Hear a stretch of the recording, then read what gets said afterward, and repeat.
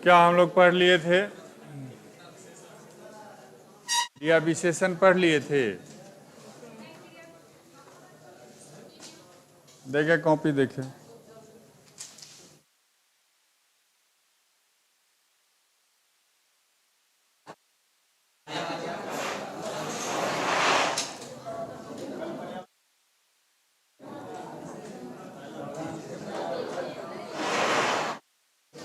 विशेषण पढ़ाए हैं, आपका छूटा हुआ है इसमें, आपका कुछ मैटर छूटा हुआ है। नाउन के बाद डायरेक्ट आप विशेषण लिखे हुए हैं, तो सर्वनाम आपका कहाँ गया?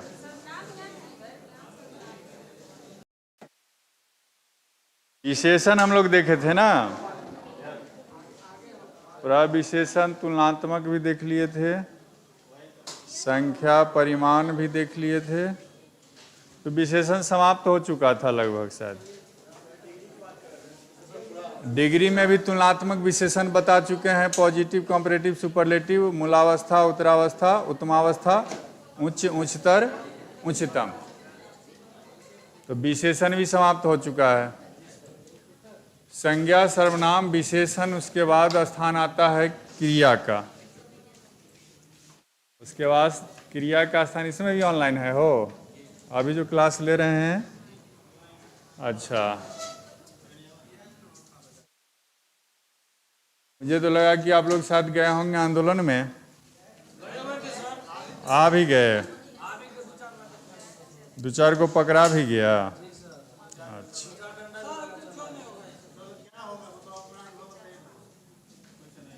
अच्छा, कुछ हो या ना हो, अपना जो विरोध प्रदर्शन था वो जाहिर कर दिए कि हाँ भाई इससे हमको विरोध है। कम से कम सरकार तक बात पहुंचेगी, करे ना करे उसकी मर्जी।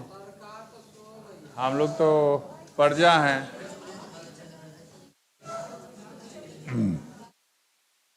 कल थोड़ा सा अभी मैं विलम्ब हो गया, कल मैं 4:30 बजे आया था तो 5 बजे तक मुझे बैठाया गया, आधा घंटा मैं ऑफिस में बैठा रहा।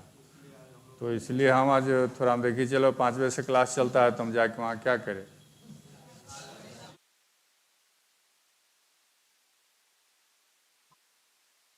हम ग्रुप में नहीं हैं, क्योंकि हम तो एज ए गेस्ट वर्क कर रहे हैं, तो परमानेंट लोग रहते हैं तब ना ग्रुप में।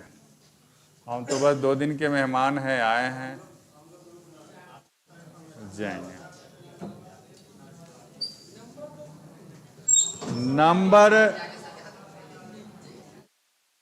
नंबर एक तो हाजीपुर के लड़का से परेशान रहते हैं, फिर आप लोग को नंबर दे देंगे, आप लोग परेशान करेंगे। अब हम कंफ्यूजन में रहेंगे कि कहाँ वाला लड़का फ़ोन किया, तो हाजीपुर का किया कि पटना का किया, तो फिर परेशानी होगी। एक तो ऐसे ही, तो जहाँ जो हाजीपुर के होंगे ऑलरेडी मेरा नंबर उनके पास होगा। हाँ, जो हाजीपुर के हैं, किसी न किसी माध्यम से मेरा नंबर उनके पास जरूर होगा, या तो भाई, भतीजा, भगना, बहुत लड़का के तो चाचा, मामा, फूफा तक पढ़े हुए हैं हमसे। हमारे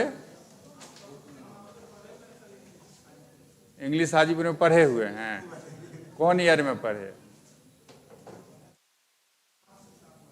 5 से 7 वाले में, बहुत पुराने हैं। क्या नाम हुआ? दीपक कुमार। चलिए, देखिए हाजीपुर में पढ़े हुए तो यहाँ कब ठीक है, कब के बिछड़े फिर हम कहाँ आकर मिले। तो बैठिए, ठीक है। तो आपका चेहरा थोड़ा सा मैं भूल गया हूँ, क्योंकि 7 और 23 में थोड़ा सा लंबा फासला है। उस समय आप खुद बच्चा रहे होंगे, या मुझे लगता है अभी बच्चा के बाप बन गए होंगे। तो एक लंबा अंतराल हुआ। ठीक है, मिलेंगे क्लास के बाद। बैठिए। नहीं, अब सब ऐसा नेचुरल है, इसमें हंसने की क्या बात है, नेचुरल है। जो चाइल्ड इज, कहा गया है child is the father of man. बच्चा ही ना पिता है, पिता बनता है, वही तो है। तो इसमें हंसने वाली क्या बात है? तो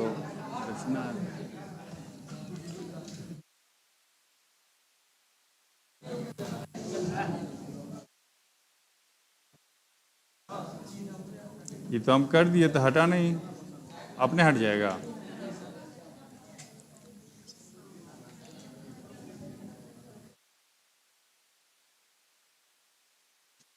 क्रिया,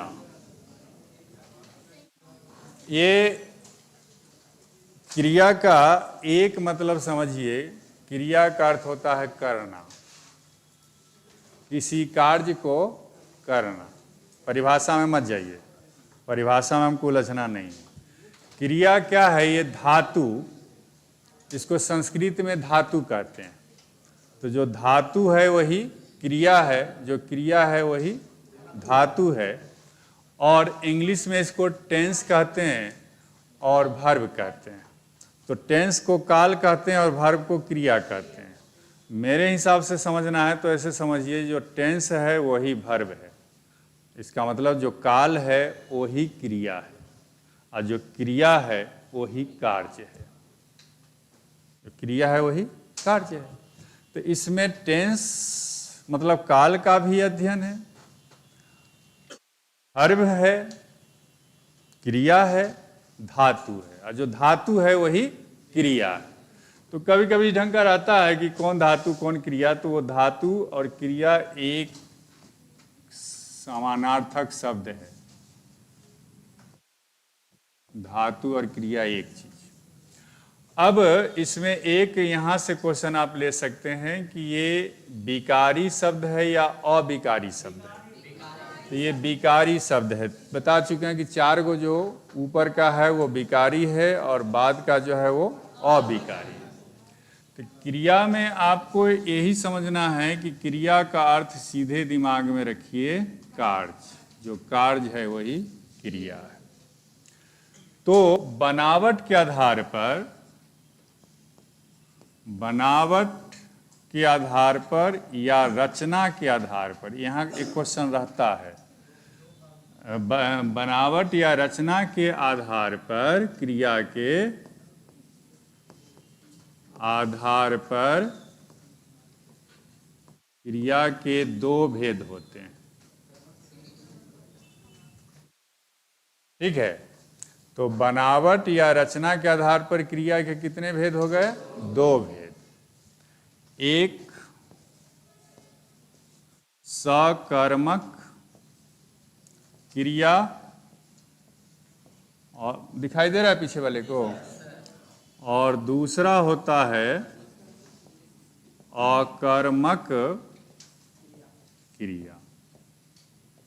यहीं पर मैं सिखा देता हूं, ज्यादा नियम में जाने की जरूरत नहीं है। नाम से ही जैसा कि पता चलता है, थोड़ा सा ध्यान दें, उतारने के चक्कर में नहीं रही ना, थोड़ा समझ लीजिए।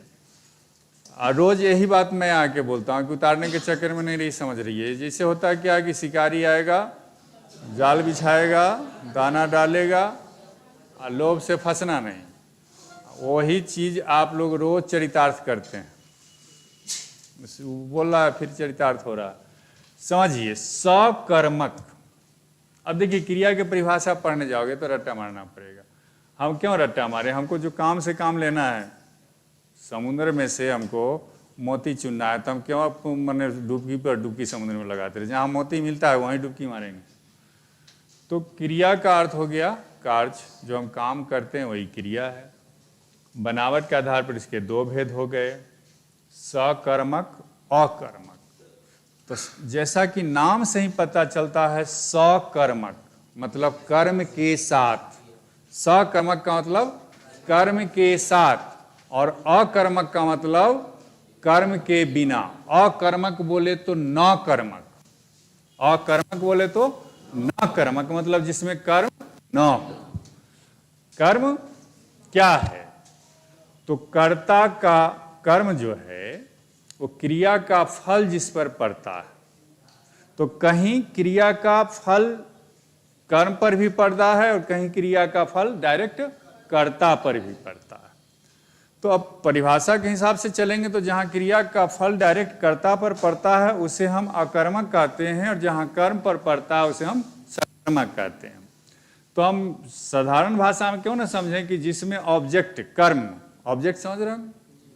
बनावट क्या है सेंटेंस की? Subject plus verb plus object. तो सब्जेक्ट ऑब्जेक्ट तो अपनी जगह रहता है, केवल हमको क्रिया पढ़ना है, क्रिया चुनना है। तो उस क्रिया में आपको ध्यान रखना है कि ऐसा वाक्य जहां कर्म के बिना उसका अर्थ अस्पष्ट न हो, कर्म डाले बिना जहां वह पूर्ण न हो, वह सकर्मक होगा, और जहां बिना कर्म का ही अर्थ स्पष्ट हो जाए वह अकर्मक होगा। और उदाहरण से समझिए, वह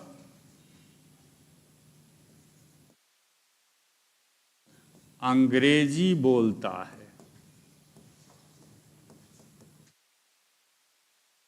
अब तो आप समझना होगा, क्रिया तो समझ रहे हैं कि बोलना क्रिया है, क्योंकि आप जानते हैं कि जिसके अंत में ना लगा रहता है वो सब क्रिया है।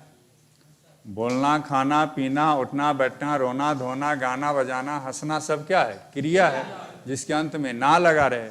अब बीच में से कोई ये मत बोलना कि ना, तो नाना वो नाउन हो जाएगा, वो क्रिया नहीं है, उसके भी अंत में ना है। अब इसी ना से आपके काल के सारे रूप को बनाता है। जैसे जाना से जाता है बनाता है, जा रहा है बनाता है, माने पूरा काल जो आप पढ़े होंगे, टेंस जिसको कहते हैं। तो जाता है, जा रहा है, जा चुका है, क्या? फिर आगे जाएंगे तो जाता था, जा चुका, या गया, जाना से गया भी बना लेता है, जाएगा। तो भार्ब के क्रिया के चाहे कितने भी रूप वो परिवर्तित करते रहे, इसीलिए इसको क्या बोलते हैं हम लोग? विकारी। क्रिया को क्या बोलते हैं? विकारी शब्द, जिसमें विकार उत्पन्न करते रहता है तरह तरह के। तो संज्ञा, सर्वनाम, विशेषण और क्रिया, ये चारों के चारों विकारी शब्द होते हैं, और बाकी जो उधर पार्ट्स ऑफ स्पीच में हुए वो अविकारी, क्योंकि उसमें आप चाहकर भी कोई परिवर्तन नहीं कर सकते हैं। तो जहां परिवर्तन कर सकते हैं वो सब विकारी है। तो क्रिया में भी हम परिवर्तन करते रहते हैं। तो इसमें आप गौर से देखेंगे तो यह करता है, यह क्रिया है, चूंकि ता है, ती है, जिसके साथ लगा रहे। गुरुजी टेंस में पढ़ाए होंगे या काल पर होंगे, तो ता है, ती है तो प्रेजेंट इंडेफिनिट, रहा है, रही है तो प्रेजेंट इम्परफेक्ट। तो ये जिसके साथ चिन्ह लगा रहे हो वर्ब होता है, क्रिया है। तो ये जो बचा यही न कर्म है, अंग्रेजी क्या है? कर्म है। वह आम खाता है, वह आम खाता है, फिर ता है लगा हुआ, किसके साथ लगा हुआ है? खाना के साथ। तो ये खाना क्रिया है। अब ये करता है, ये क्रिया है, तो ये क्या है? कर्म है। तब बात यहीं पर आती है, सीधी बात, कि वह बोलता है यदि कह दे तो यह सेंटेंस अधूरा हो जाएगा। क्या बोलता है पता नहीं। तो जहां आप बिना ऑब्जेक्ट का वाक्य बोल रहे हैं और एक प्रश्न बीच में हो सकता है कि क्या, तो समझ जाइए कि वहां एक ऑब्जेक्ट की जरूरत है, और बिना ऑब्जेक्ट का उसका काम चलने वाला नहीं है। तो वह सकर्मक है, कि कर्म के बिना उसका अर्थ स्पष्ट न हो। जैसे यहां से यदि अंग्रेजी को हम हटा दें तो वह बोलता है, पता नहीं चलता कि क्या बोलता है, मालूम चलेगा? यदि आम को हम यहां से हटा दें तो वह खाता है, पता नहीं क्या खाया, क्या खाता है, या उसे कह दिए कि उसने खाया, अब क्या खाया ये तो पता नहीं है। तो यही पूरा कर देता है ऑब्जेक्ट आकर, कर्म आकर। तो इसको हम सकर्मक कहते हैं। इसमें आम हटा दीजिएगा तो सेंटेंस अधूरा हो जाएगा, तो इसका कोई खास मतलब नहीं है। क्वेश्चन कैसे पूछेगा? तो आपको अब यहां पर देगा कि खाता है कौन क्रिया है, तो 4 गो ऑप्शन देगा, सकर्मक, अकर्मक, द्विकर्मक, पूर्वकालिक। तो आप देख रहे हैं कि ऑब्जेक्ट दिए हुए, कर्म दिए हुए है, तो यह सकर्मक होगा। और अकर्मक क्या होता है? तो जिसे कर्म की कोई जरूरत ना हो, बिना कर्म के ही उसका अर्थ स्पष्ट हो जाए, उसे हम क्या कहते हैं? अकर्मक। जैसे चिड़िया उड़ती है, ठीक है, घोड़ा दौड़ता है, हम लोग सोते हैं रात में, क्या हम लोग सोते हैं, वह रोता है, वह हंसता है। इसको ऑब्जेक्ट के बिना भी इसका अर्थ स्पष्ट है। चूंकि चिड़िया उड़ती है, ऑनलाइन वाले को दिक्कत हो जाएगी। चिड़िया उड़ती है भी छोड़े हुए थे। चिड़िया उड़ती है, जाहे प्रभु, जहिया ये सब हो रहा था तहिया पैदा क्यों नहीं किया, अब पैदा करता।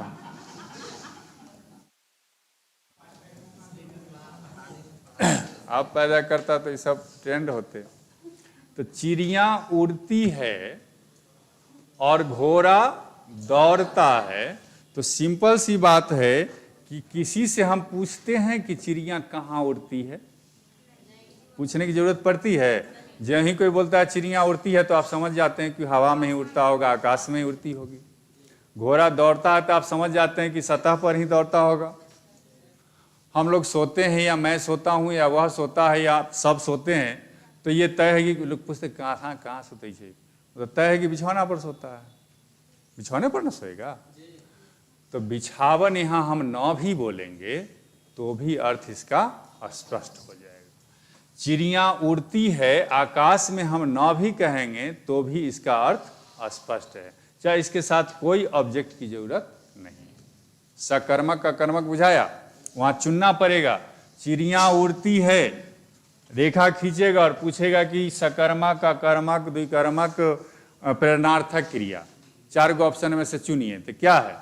तो इसको ऑब्जेक्ट की जरूरत नहीं है। ऐसी क्रिया को ऑब्जेक्ट की जरूरत नहीं है। तो कुछ ऐसी क्रिया है जिसका अर्थ ऑब्जेक्ट के बिना स्पष्ट न हो, वह सकर्मक, और कुछ ऐसी क्रिया है जहां उसके कर्म के बिना ही अर्थ स्पष्ट हो जाए, वह अकर्मक। याद रखने के लिए मैं एक छोटी सी बात कर लूं कि बिहार वाला दही जो होता है ना, बिहार वाला दही वो सकर्मक है। कि जब तक हम इसमें ऑब्जेक्ट रूपी चीनी नहीं मिलाएंगे तब तक ये दही रूपी वाक्य सही नहीं होगा, मतलब खाने लायक नहीं होगा। तो क्या करते हैं हम? खट्टा दही में क्या करते हैं? चीनी मिलाते हैं। तो सकर्मक है कि उसमें कर्म रूपी चीनी मिलाना पड़ेगा, तभी वो खाने लायक बनेगा। और अकर्मक क्या है? तो मिष्ठी दही है, जिसमें अंदरे अंदरे ऑलरेडी ऑब्जेक्ट मिला हुआ, ऑब्जेक्ट रूपी चीनी मिली हुई है, उसमें फिर से चीनी मिलाकर लसर फसर करने की जरूरत नहीं। क्योंकि इसमें चिड़िया उड़ती है तो ऑलरेडी मिला हुआ कि आकाश में उड़ती है। मैं सोता हूं तो ऑलरेडी बिछावन उसमें अंदरे अंदरे समाया हुआ है। वो बिछावन बोलने की जरूरत है कि मैं बिछावन पर सोता हूं, तो अर्थ का अनर्थ होगा। इसका अर्थ है कि मैं बिछावन पर सोता हूं, बाकी सब कांटा पर सोता है क्या? अरे चौकी पलंग सब बिछौने ना होता है। तो बिछावन आप एक शब्द रखिए, कोई दिक्कत? अब उतार लीजिए। सकर्मक कर्म के साथ, अकर्मक कर्म के बिना अर्थ दे दे।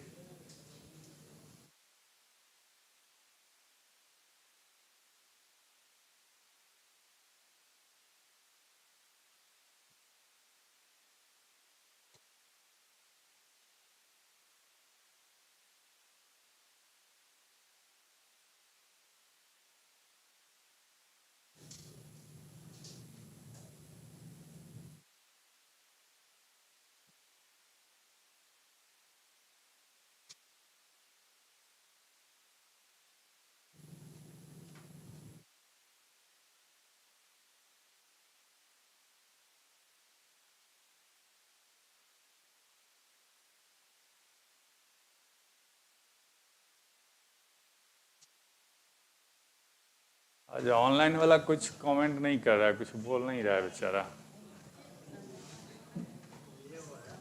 और एगो बोला है गुड इवनिंग सर। हाँ, गुड इवनिंग मानू कुमार, मानू, गुड इवनिंग।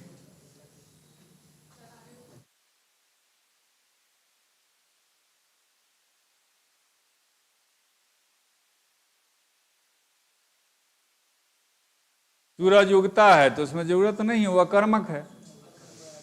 उसमें पूरब बोलने की जरूरत हमको है ही नहीं, क्योंकि सबको मालूम है कि सूरज जब भी उगता है तो पूरब में उगता है। और डूबता है तो भी मालूम है कि जहाँ डूबेगा तो पश्चिम में डूबेगा। तो ऐसे शब्द होते हैं ना, जैसे ये आपको थोड़ा सा यूँ समझना है कि कर्म के बिना वो अपना अर्थ स्पष्ट कर दे, अकर्मक। और जहाँ कर्म के बिना अर्थ स्पष्ट न हो तो सकर्मक, जहाँ कर्म डालने की जरूरत पड़ जाए। उतार लिए?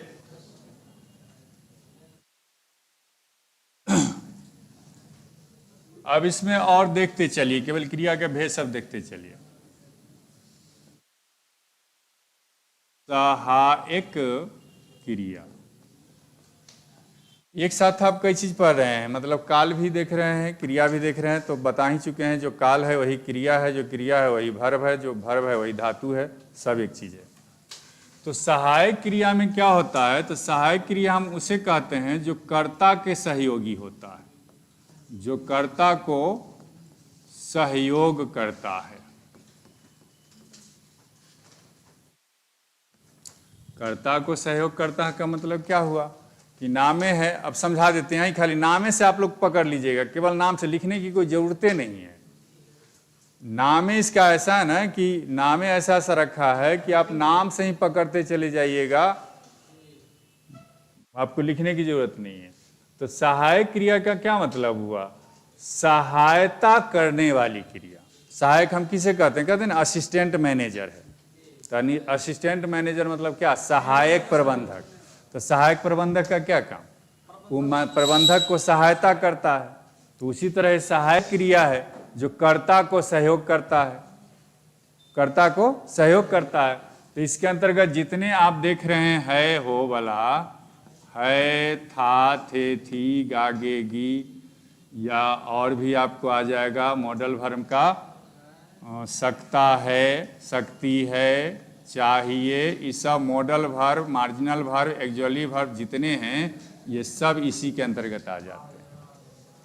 तो इसी को हम सहायक क्रिया कहते हैं। जैसे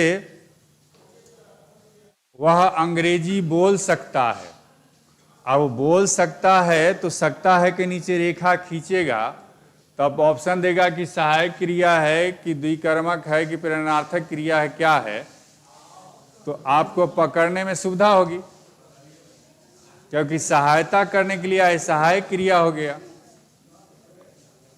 वीरोध्या सब लौट आया है लगता है।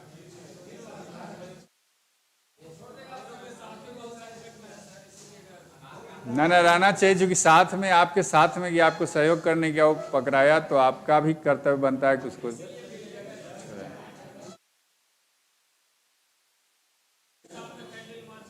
हाँ ठीक, कुछ होना चाहिए, सरकार तक बात पहुंच जानी चाहिए। तो सहायक क्रिया किसे कहते हैं? तो जो कर्ता को सहयोग करे। उसमें आपको है, था, थे, थी, गा, गे, गी, तीनों टेंस आ रहा है।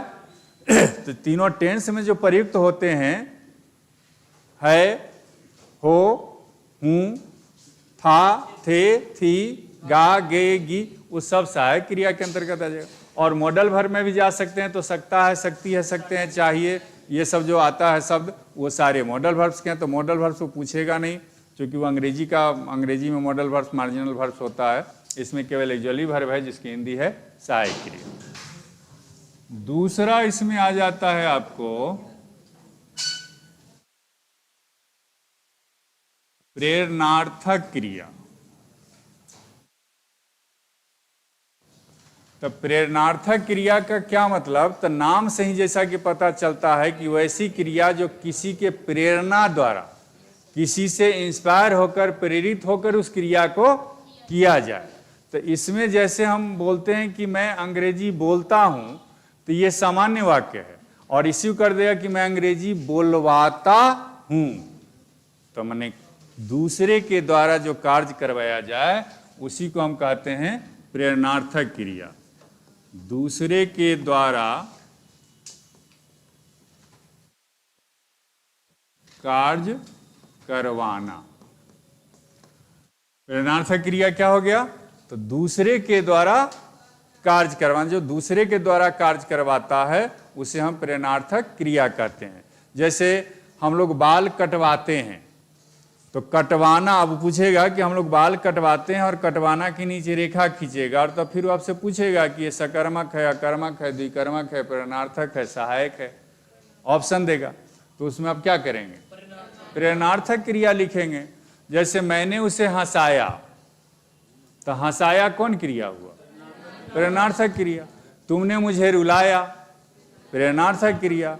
उसने पत्र भेजवाया, खुद नहीं किया, भेजवाया दूसरे से, तो इस सारी क्रिया क्या हो जाएगी? प्रेरणार्थक क्रिया हो जाएगी। जा रहा है जीवे में। अब तीसरा होता है द्विकर्मक। द्विकर्मक क्रिया।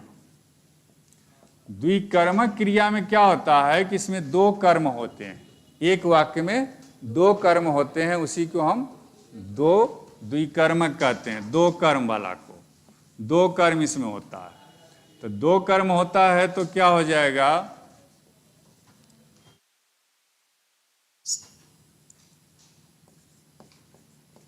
उसने मुझे पत्र दिया। अब जब इसमें ध्यान देंगे, तो उसने मुझे पत्र दिया, तो ये उसने तो करता है, और मुझे भी एक कर्म है, और पत्र भी एक कर्म है। तो दो दो कर्म आ गया। तो जिसमें दो दो कर्म आ जाए, सरकार ने छात्रों को नियुक्ति पत्र दी, तो छात्रों को एक कर्म हुआ और नियुक्ति पत्र दूसरा कर्म हुआ। दोनों नियुक्ति पत्र हो गया, अति दोनों कर्म हो गया। कर्ता तो सरकार है ना, जो काम करे उसे कर्ता कहते हैं। सिंपल भाषा में समझिए, जो काम करे उसे कर्ता कहते हैं। तो उसने मुझे नौकरी दी, तो उसने मुझे नौकरी दी, मुझे भी एक ऑब्जेक्ट और नौकरी भी एक ऑब्जेक्ट, कर्म। तो जहां दो दो कर्म, उसे हम कहते हैं द्विकर्म। चौथा में हो जाता है आपको पूर्वकालिक क्रिया। पूर्वकालिक क्रिया। तो पूर्वकालिक क्रिया का मतलब होता है कि पहले से एक क्रिया हो चुकी हो। ठीक, पूर्वकालिक मतलब पहले में पहले के समय में, पहले इसके पहले एक क्रिया होने के पहले, एक क्रिया होने के पहले दूसरी क्रिया जो हो जाती है उसे हम पूर्वकालिक क्रिया कहते हैं। एक क्रिया होने के पहले दूसरी क्रिया जो होती है उसे हम पूर्वकालिक क्रिया कहते हैं। गोली मारिए इसको। जिस क्रिया में कर लगा रहता है उसे हम पूर्वकालिक क्रिया कहते हैं। जिस क्रिया में कर लगा रहे उसे हम पूर्वकालिक क्रिया कहते हैं। जैसे मैं सोच कर बोलता हूं, तो सोच कर कौन क्रिया है? लोग, अधिकतर लोग स्नान करके या नहाकर खाते हैं, तो नहाकर के नीचे रेखा है। नहाकर कौन क्रिया है? सहायक क्रिया है, प्रेरणार्थक क्रिया है, द्विकर्मक है, पूर्वकालिक क्रिया है। तो उसमें आपको चुनना पड़ेगा कि यह पूर्वकालिक क्रिया है। तो जिसमें कर लगा रहे वह पूर्वकालिक क्रिया। कोई प्रॉब्लम?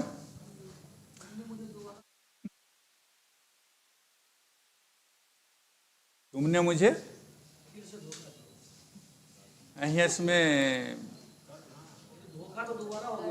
दोबारा हुआ, लेकिन ये इसके अंतर्गत नहीं आएगा। तुमने मुझे फिर से धोखा दिया, ये सामान्य सेंटेंस है, कर्तृवाची का सेंटेंस है। अब दोबारा या तेबारा, इससे कोई इसको मतलब नहीं है।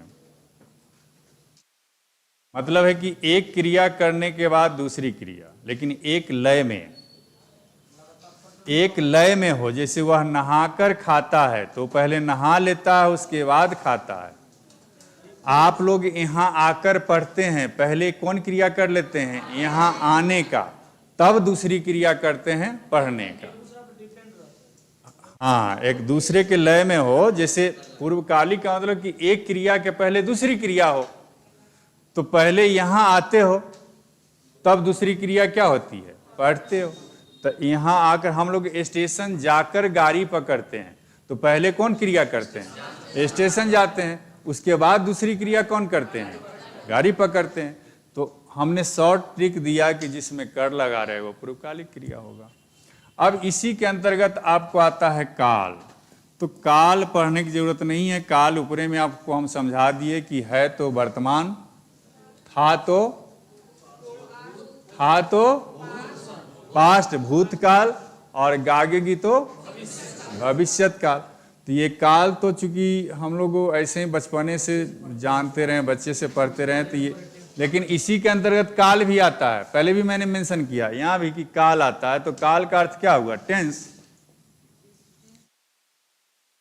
आते हिंदी है ना, यहाँ काल लिखल है ना, तो काल का मतलब टेंस हुआ। तो टेंस में भी हम क्या करते हैं कि where we study the forms of a verb is called tense. Tense means verb, verb means tense. तो क्रिया क्या है?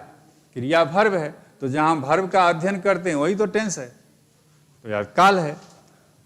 एक इसमें और आ जाता है वाच्य। क्वेश्चन काल से नहीं पूछेगा उतना, आपको क्वेश्चन यहां सबसे पूछेगा, सकर्मक अकर्मक से क्वेश्चन पूछेगा, यहां से क्वेश्चन पूछेगा, और कुछ क्वेश्चन वाच्य से, एक क्वेश्चन हो सके तो वाच्य से पूछेगा। लेकिन अब ये सुवाच्य की हम चर्चा अगले पेज पर करेंगे, क्योंकि यहाँ साथी कम है। यहीं कर दें तो समझिए, वाच्य इंग्लिश में इसको वॉइस कहते हैं। तो इसके दो भेद होते हैं, कर्तृवाच्य, कर्तृवाच्य और कर्मवाच्य। तो कर्तृवाच्य में क्या होता है कि कर्ता प्रधान होता है, इसमें कर्ता पहले दिखाई देगा। तो जहां कर्ता पहले दिखाई दे समझ जाइए कि कर्तृवाच्य, और जिसमें कर्म पहले दिखाई दे वह हो जाएगा कर्मवाच्य। ठीक है। कर्ता तो आप ऑटोमेटिक सब समझते हैं कि मैं अंग्रेजी बोलता हूं, मैं पत्र लिखता हूं, वह पानी लाता है, मोहन गीत गाता है। ये सब जिसमें सब्जेक्ट कर्ता पहले आ जाए तो कर्तृवाच्य है, और जिसमें कर्म पहले आ जाए, जैसे मोहन, आप समझिए थोड़ा सा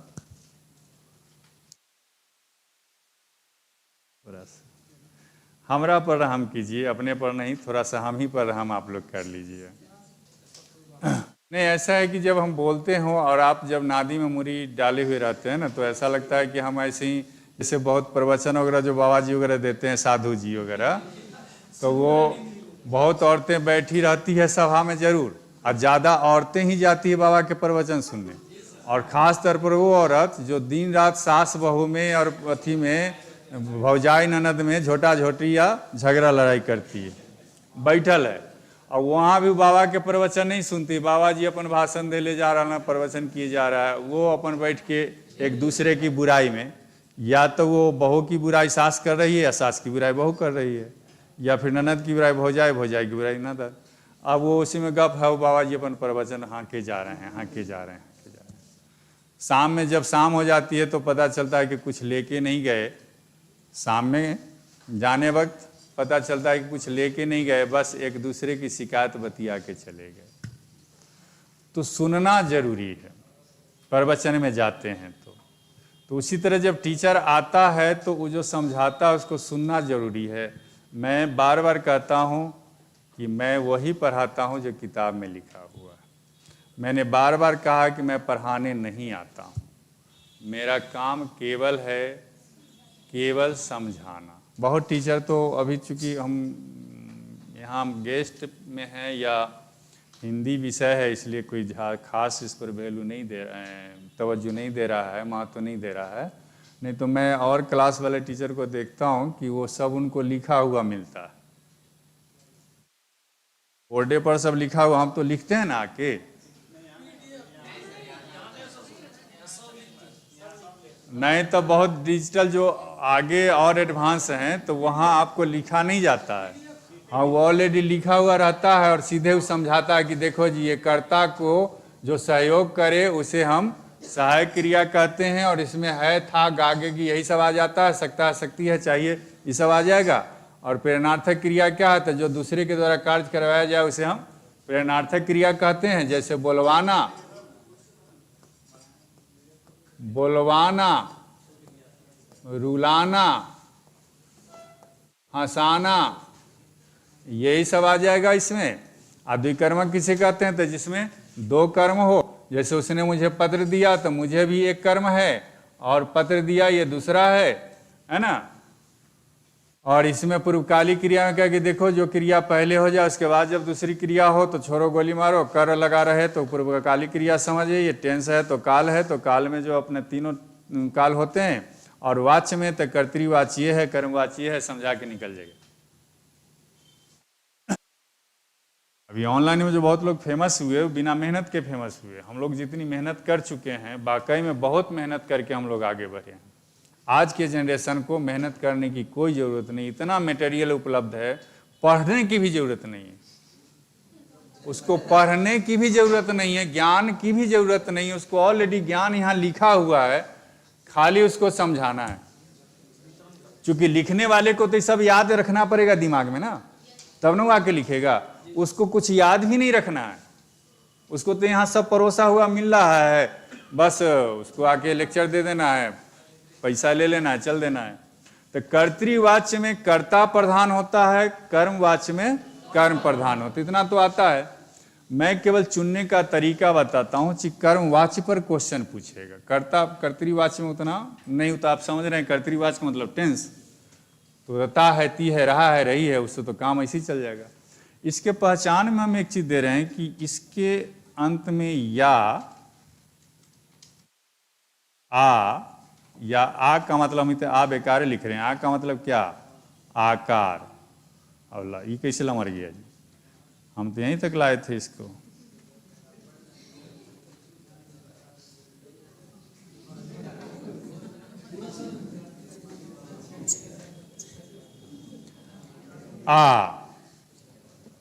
इसके साथ आपको लगा रहेगा जा, आ जा सनम, तो आ जा। तो ये सनम नहीं रहेगा, मतलब वो गीत है, उसकी पंक्ति है। तो या आ और जा, अब ये अपने क्रिया के हिसाब से रूप बदलते रहेगा। जैसे अभी आम का सीजन है, तो मोहन आम खाता है, ये क्या है इसमें? मोहन आम खाता है, यहां तो दिए थे शायद मोहन आम खाता है। अच्छा, और ये कर्मवाच्य में इसी का क्या होता है कि आम मोहन के द्वारा खाया जाता है या जाता है। तो अब गौर से देखिए, इसमें मोहन करता है, करता तो बुझने आता है ना, अरे I we they you he she it name, ये सब नाम सब करता होता है। तो जिसमें पहले करता है कर्तृवाच्य, आप इसमें खोजने केवल कहे कि कर्म कौन है, तो ये करता है, ये भर्ब है, तो कर्म क्या है? ये आमे न है।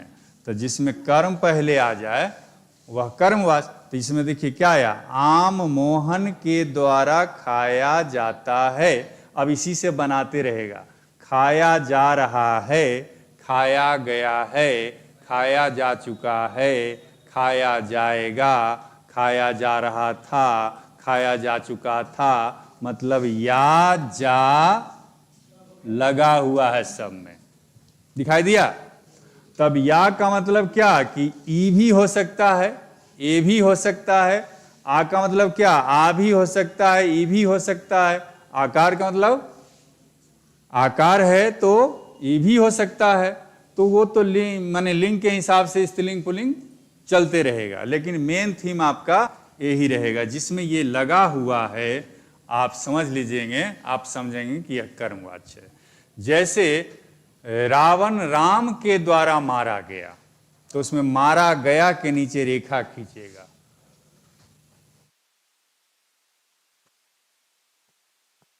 रावण मारा गया, मैं के द्वारा इसलिए नहीं दिया कि वो भी सेटर भी थोड़ा सा चालाक है, वो जानता है कि के द्वारा बड़ा इजी है, वो पकड़ लेगा कि सब में द्वारा द्वारा जो लगा रहता है वो पैसिव होता है, कर्मवाच्य होता है। अधिकतर कर्मवाच्य में पैसिव में तो के द्वारा ना बाई एजेंट होता है, बाई एजेंट होता है। तो कर देगा रावण मारा गया। अब इसमें मारा गया कौन चीज है? कर्तृवाच्य है, कर्मवाच्य है, प्रेरणार्थक क्रिया है, पूर्वकालिक क्रिया है। तो आप देख रहे हैं मारा गया, आ गया, जाना से न गया बना है। तो जाना तो अपना रूप चाहे जितना बदलते रहे, जा से गया हो गया। तो रावण मारा गया, पत्र भेजा जा चुका है, पत्र भेजा भेजा आ जा चुका है। तो पत्र भेजा जा चुका है, तो जा चुका है के नीचे रेखा खींचेगा। जा चुक, भेजा, भेजा जा चुका है, तो भेजा जा चुका,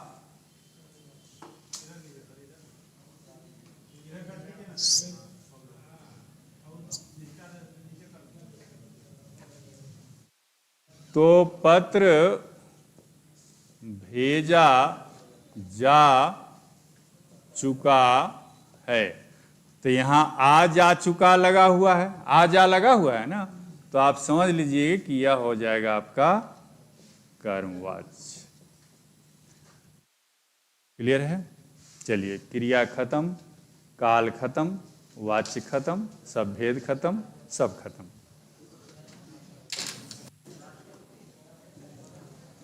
हाँ, उतारिए आराम से। अब जो लोग उतार चुके हैं वो क्या करेंगे? तो ऐसा करें, वो हमको देखें, हम उनको देखेंगे।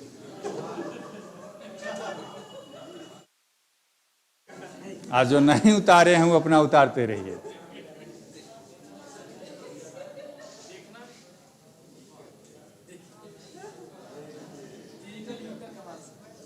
अच्छा न है, आगे चल के किसी भी काम के लिए मेहनत नहीं करना पड़ेगा, सारा काम ऑटोमेटिक होते चला जाएगा।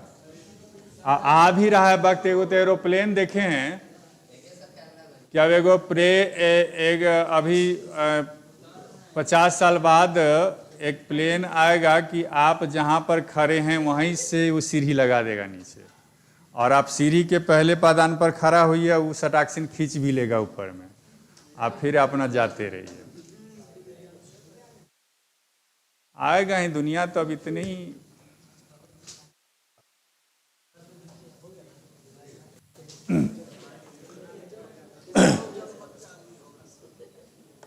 हम लोग को याद है, एक फोन करने के लिए 4 कोस जमीन, 4 कोस का मतलब हुआ 12 किलोमीटर महुआ जाना पड़ता था फोन करने के लिए। जंदाहा से महुआ।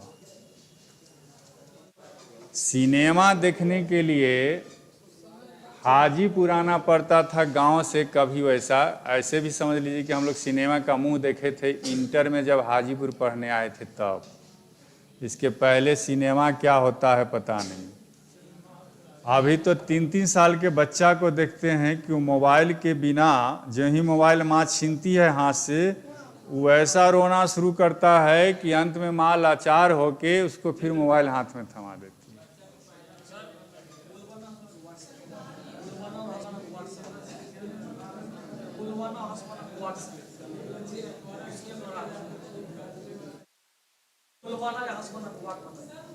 उसने मुझे हंसाया, मैंने तुम्हें रुलाया, उसने बाल कटवाया, उसने पत्र लिखवाया, उसने तुमको पिटवाया, तुमने उसको पिटवाया। यही सब तो है जो दूसरे के द्वारा काम किया करवाया जाए।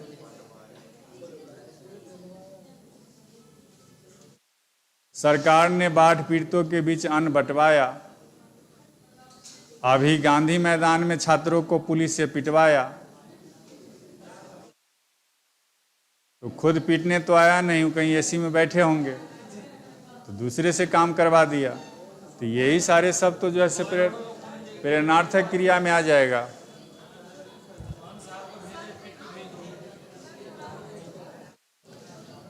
इधर हो इजाजत तो मैं मिटा दूं।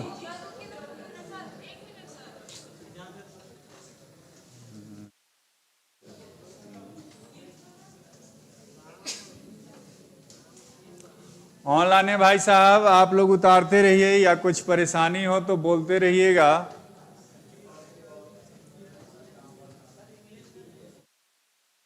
बहुत अच्छा पढ़ा रहे हैं सर दुर्गेश कुमार। ठीक है, धन्यवाद आपका भाई।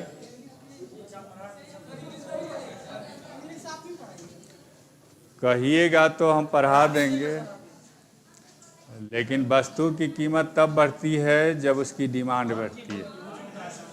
तो मांग जब आपकी होगी तो वस्तु ऑटोमेटिक। मिटा दूं इसको।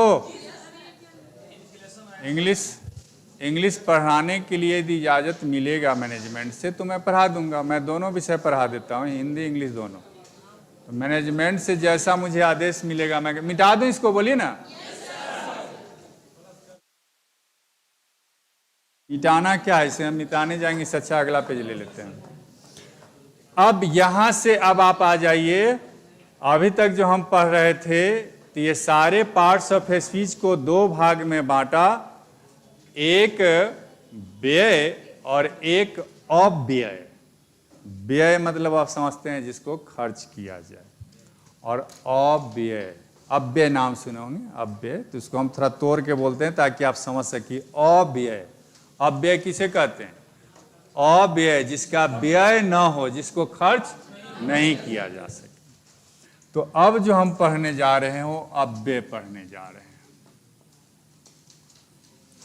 अभी तक जो हम पढ़ रहे थे, क्या पढ़ रहे थे? व्यय, जो खर्चे कर रहे थे तरह तरह के, कभी लिंग के आधार पर, कभी वचन के आधार पर, कभी कारक के आधार पर।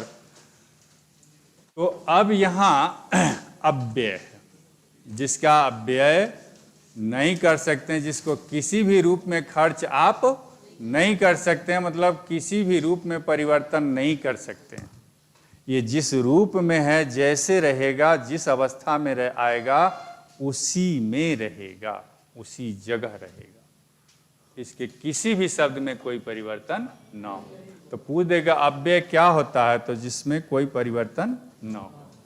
एक क्वेश्चन और इसको समझिए कि ये सारे अपव्यय शब्द जो होते हैं वो अविकारी होते हैं, अविकारी, अविकारी शब्द। अब इसी में पहला जो आता है उसे हम क्रिया विशेषण कहते हैं। क्या बोलते हैं? क्रिया विशेषण। तो कल हम लोग विशेषण पढ़े थे।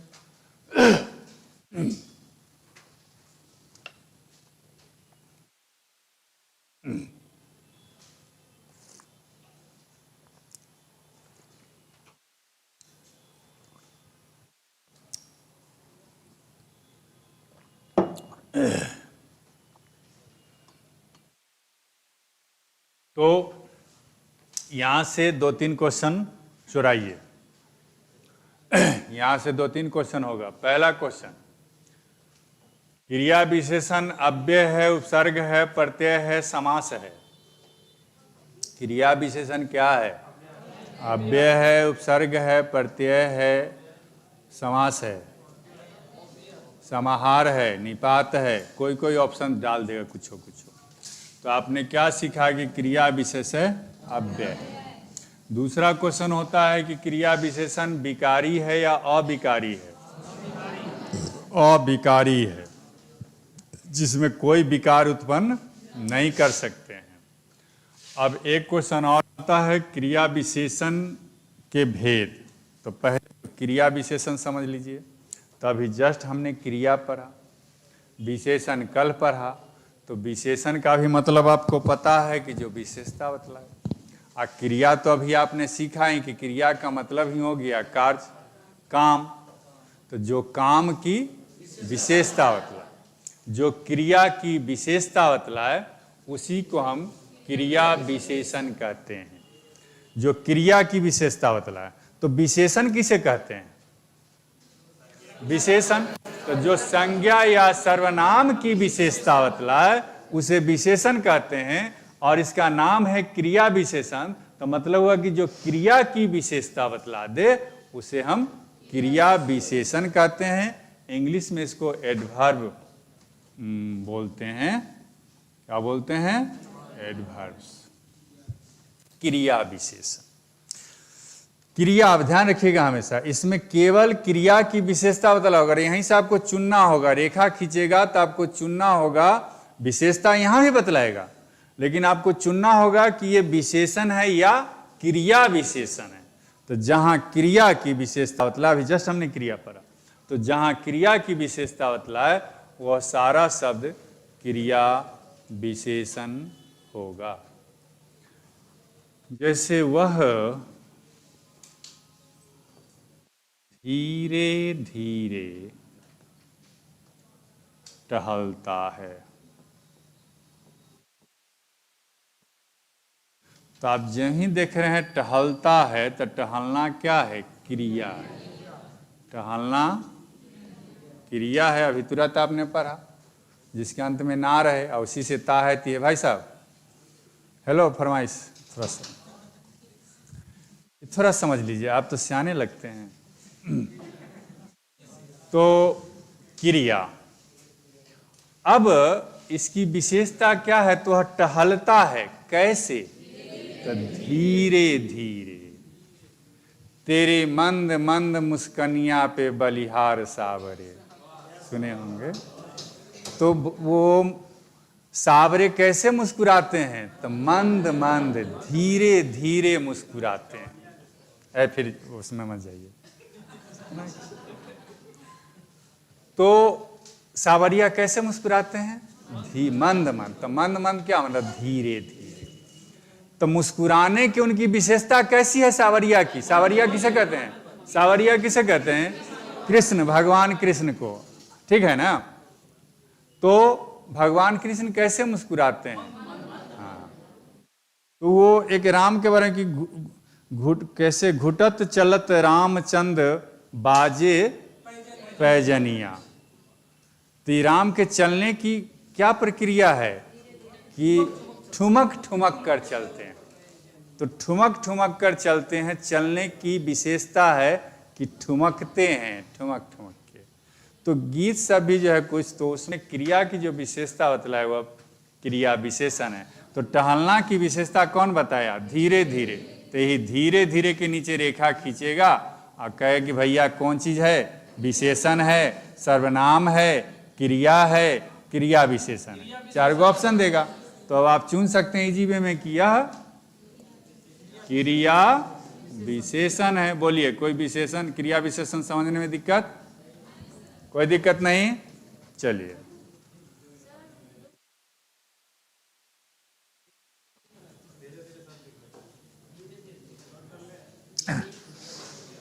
कीजिए भाई, सभी नोट कीजिएगा। तो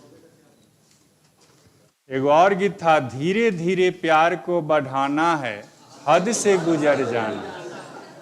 तो ये धीरे धीरे जो शब्द आया तो क्या किया?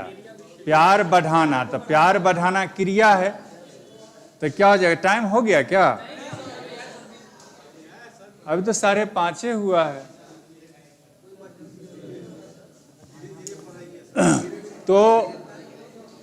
तो क्रिया विशेषण में ही आपको आ गया। अब क्रिया विशेषण के एक क्वेश्चन और यहां से आपको उठाएगा, जल्दी कीजिए इसको, टाइम। क्लास से जब बच्चे नहीं, क्लास से जब बच्चे तो नहीं है, सब सियाने हैं। क्लास से जब बिना इजाज़त के कोई लोग निकलते हैं तो इनडिसिप्लिन बिहेव माना जाता है। आप लोग you will have to be a teacher in future, therefore you should keep it in your mind. You should maintain discipline. क्योंकि आप लोग खुद टीचर होने वाले हैं, तो जब भी क्लास से बाहर निकलते हैं तो कहना चाहिए कि सर जा रहे हैं, नहीं अंग्रेजी बोलिए, हिंदी है कि सर हम जा रहे हैं। वैसे में क्या होता है कि टीचर को लगता है कि कहीं मेरी बात से नारुष्ट होके तो नहीं चला गया, मेरी किसी बात से परेशान तो नहीं हो गया। तो इसलिए बोल के जाता है तो टीचर निश्चिंत रहता है कि नहीं मेरे किसी पढ़ाई से असंतुष्ट होकर नहीं जा रहा, चाहे व्यवहार से असंतुष्ट हो, कोई काम होगा, ट्रेन पकड़ना हो, चाहे कुछ करना हो। ऐसा कल भी मैंने देखा था, 2-3 लड़के 6 बजते बजते ओ सर बोलना चाहिए भैया कि हमको ट्रेन पकड़ना है सर, जा रहे हैं।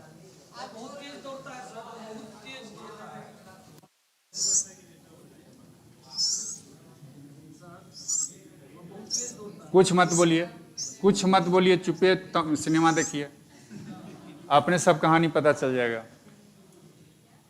क्रिया विशेषण के अर्थ के आधार पर 4 भेद होते हैं। एक यहाँ से क्वेश्चन पूछेगा कि अर्थ के आधार पर 4 भेद। अर्थ के आधार पर क्रिया के 4 भेद होते हैं। सॉरी, क्रिया विशेषण के अर्थ के आधार पर क्रिया विशेषण के 4 भेद होते हैं। पहला भेद है स्थानवाचक। स्थानवाचक, मैं थोड़ा अंग्रेजी का सहारा ले लूं। मैं अंग्रेजी पढ़ाऊंगा नहीं, मतलब पढ़ा नहीं रहा हूं, बल्कि थोड़ा मैं सहारा लेके आपको क्लियर करना चाहता हूं कि समझ लीजिए। जहां हमको ज़रूरत पड़ती है, कहीं उर्दू की ज़रूरत पड़ेगी तो कहीं हम उर्दू को खींच लेंगे, कहीं संस्कृत की ज़रूरत पड़ती है तो कहीं से संस्कृत को खींच लेते हैं। किसी तरह आपको समझा देना है। तो थोड़ा सा हम यहाँ आपको समझाते हैं, थोड़ा सा कॉन्फिडेंस के लिए या क्लियर कंसेप्ट के लिए, कि स्थानवाचक को इंग्लिश में कहते हैं एडवर्ब ऑफ प्लेस। क्या बोलते हैं? Adverb of place. तो इट शोज वेयर। वेयर माने कोई बताएगा इसका अर्थ क्या है? कहाँ। वेयर मीन्स कहाँ। आ रहे हैं, हमको नहीं समझाइए। तो स्थानवाचक adverb of place it shows where, हमने ट्रिक दिया कि जो शब्द आपको यह बता दे, जो शब्द यह बताए कि क्रिया हुई तो कहाँ हुई। इट शोज वेयर मतलब ये दर्शाता है कि क्रिया कहाँ हुई। तो जो इस कहाँ का जवाब दे दे, वो सारे के सारे शब्द स्थानवाचक क्रिया विशेषण कहलाएंगे। जो कहाँ का जवाब दे दे कि क्रिया हुई तो कहाँ हुई, किस स्थान पर, तो जो इसका जवाब दे दे वही है आपको स्थानवाचक, अर्थात स्थानवाचक क्रिया विशेषण। जैसे क्रिया हुई तो कहाँ हुई, घटना घटी तो कहाँ घटी, तो फलना जगह, गांधी मैदान में ना। क्रिया हुई तो कहाँ हुई, तो यहाँ हुई। क्रिया कहाँ हुई, तो वहाँ हुई। क्रिया कहाँ हुई, तो ऊपर हुई। क्रिया कहाँ हुई, तो नीचे हुई। क्रिया कहाँ हुई, तो बाहर हुआ, बाहर हुई। क्रिया कहाँ हुई, तो भीतर हुई, अंदर हुई, इधर हुई, उधर हुई। आप देख रहे हैं ये सारे शब्द क्या हैं? ये सारे शब्द क्या हैं? तो ये स्थानवाचक क्रिया विशेषण है, जो स्थान बताता है कि आज की कक्षा हुई, कहाँ हुई, नीचे हुई कि ऊपर हुई, ऊपर हुई। जो कक्षा हुई, जो क्रिया हुई, वो कहाँ हुई, ऊपर। अच्छा, वो जो हम में तुम में करार हुआ था, तो कहाँ हुआ था? वो गांधी मैदान के बाहर या गांधी मैदान के भीतर। तो एक स्थान डिनोट करता है कि कहाँ क्रिया हुई थी। ठीक है, तो कहाँ, यहाँ, वहाँ, ऊपर, जहाँ तहाँ, नीचे, बाहर, भीतर, अंदर, इधर, उधर। उधार एगो लिखा गया, हमको उधार लिखा गया, इधर उधर। बात समझ में आ रही है? इजी वे में आप समझ रहे हैं? पहले हम समझा लेते हैं, उसके बाद इस पर क्वेश्चन हम करेंगे।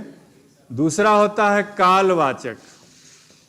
कालवाचक, इसी को हम इंग्लिश में कहते हैं एडवर्ब्स ऑफ टाइम। यहाँ काल का मतलब टाइम। तो जो टाइम को डिनोट करे तो क्या करेगा? इट सोज वेन, माने ये दर्शाता है कि क्रिया हुई तो कब हुई। तो जो इस कब का जवाब दे दे, जो कब का जवाब दे दे, वो सारा शब्द कहलाएगा कालवाचक विशेषण। जैसे क्रिया हुई तो अभी, अब, कल, आज, परसों, और बोलिए तुरंत, तुरंत, अभी अभी, अभी अभी। तो ये सब आप देख रहे हैं, जवाब दे रहा है कि क्रिया कब हुई, तो अभी। जैसे आप कब आए, तो आप बोलते हैं कि अभी तुरंत आए हैं, तो आपके आने की क्रिया की विशेषता क्या है कि तुरंत, अभी। तो ये सारे कालवाचक जा रहा है दिमाग में। तीसरा में आपको आ जाता है रीतिवाचक। रीतिवाचक को इंग्लिश में हम कहते हैं एडवर्ब्स ऑफ मैनर।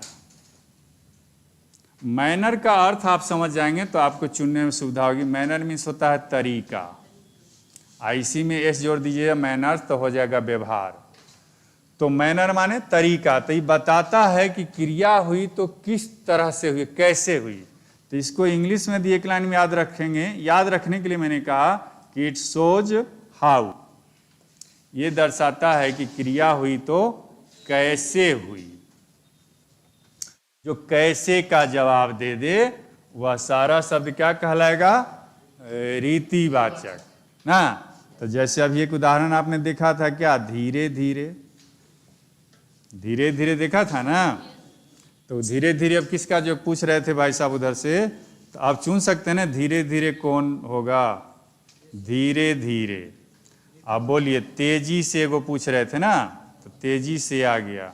बोलिए और कोई बोलिए, जोर से, जोर से, आसानी से ना, कठिनाई से,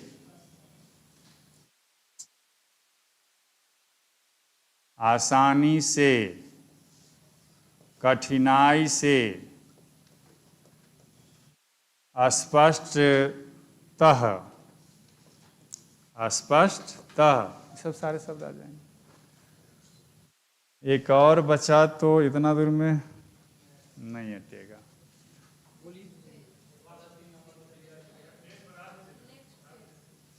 पेज बढ़ा लेते हैं, आएंगे वापस आएंगे, पहले काम करने दीजिए। चौथा में आपको आ जाएगा, एक हुआ स्थानवाचक, एक हो गया कालवाचक, एक हो गया रीतिवाचक, और एक चौथा होता है परिमाणवाचक। परिमाणवाचक।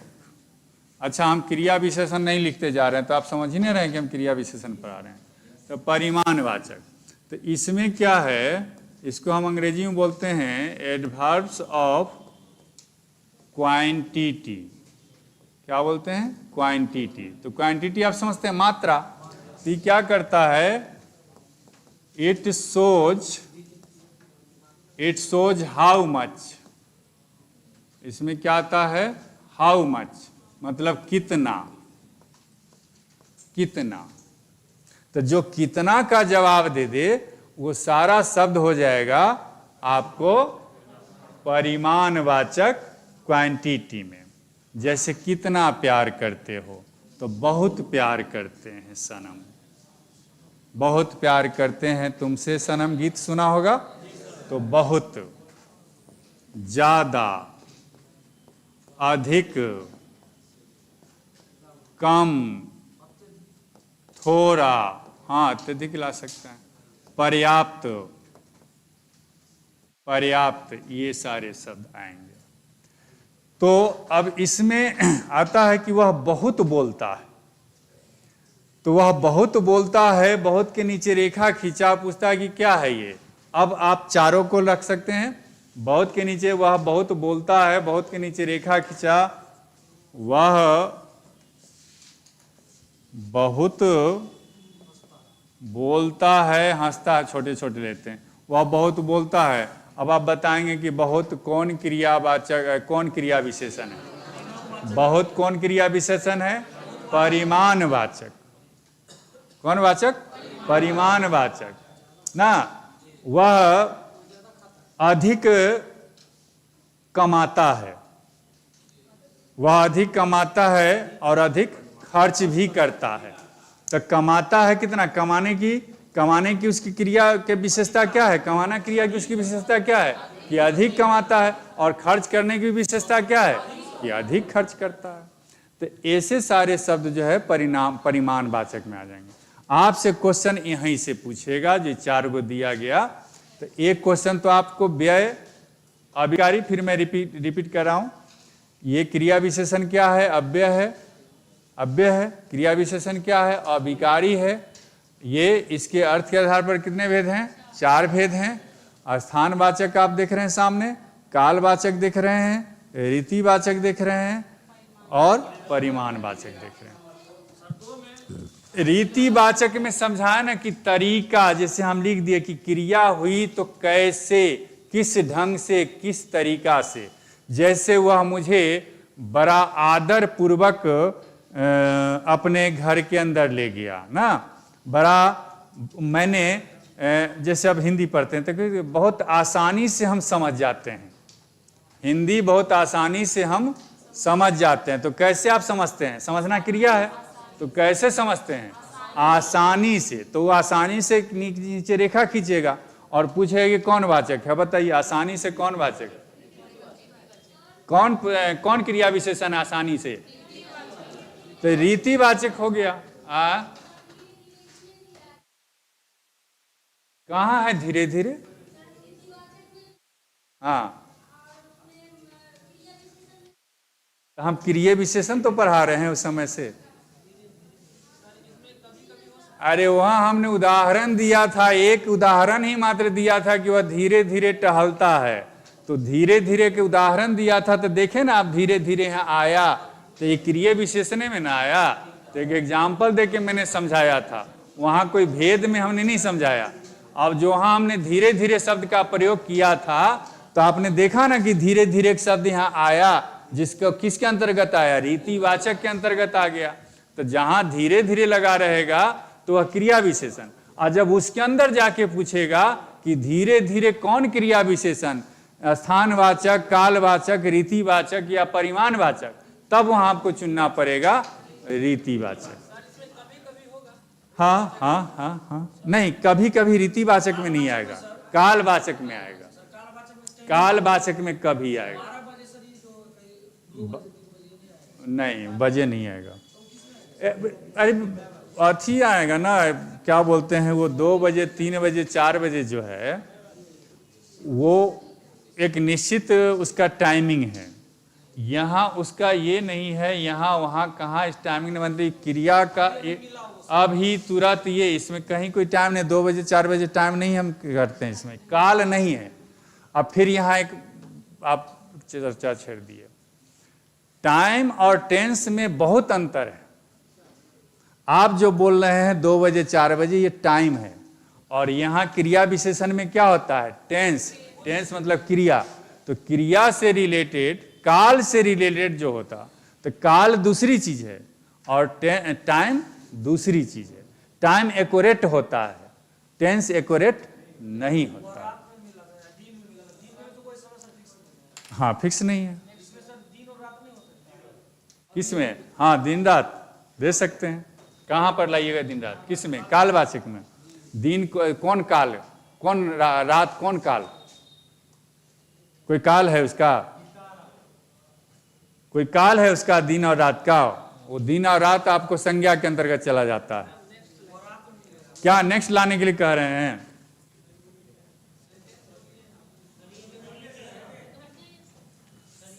चलिए, पहले वाला क्या बोले ना कि ये लाइए, आपको जो लाना है लाइए, उतारते रहिए, मैं चला, हो गया मेरा काम खत्म।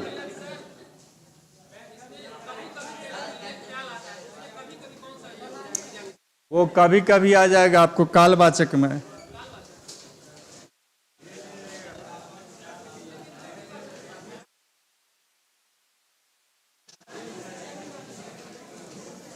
अरे ये सब कहाँ चला गया? ये क्लास को लवारिस छोड़ के कहाँ चला गया? सन्नी सन्नी सन्नी, कोई मैनेजमेंट का आदमी नहीं है। ऑनलाइन चल ही रहा है।